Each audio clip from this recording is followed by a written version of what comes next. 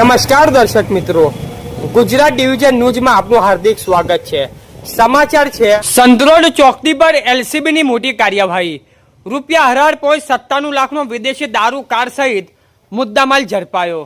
Panchmahal Godhra local crime બ્રાન્ચે સંતરોડ ચોકડી ખાતે નાકાબંધી દરમિયાન વિદેશી દારૂ ભરેલી સ્કોર્પિયો એન કાર ઝડપી પાડી નોંધપાત્ર પ્રોહિબિશન કેસ શોધી કાઢ્યો છે।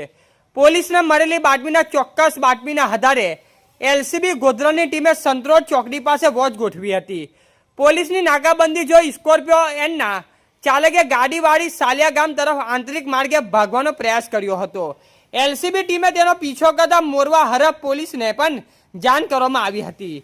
દરમિયાન આરોપી ગાડી લઈને પરબી ગામ તરફ ગયો હતો અને ભગત ફરિયા તરફ જતા સીસી રોડ પર સ્કોર્પિયો મૂકી ફરાર થઈ ગયો હતો।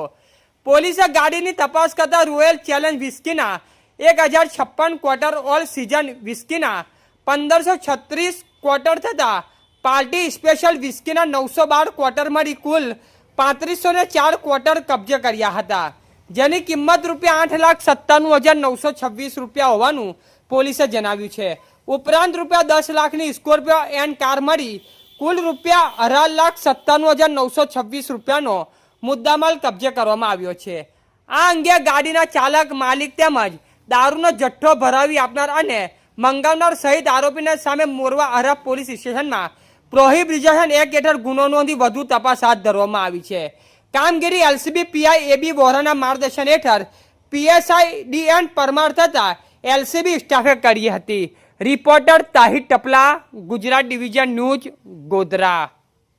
સમાચાર જોવા માટે ગુજરાત ડિવિઝન ન્યૂઝ ચેનલને like, share, subscribe, bell icon press button દબાવવાનું ના ભૂલશો।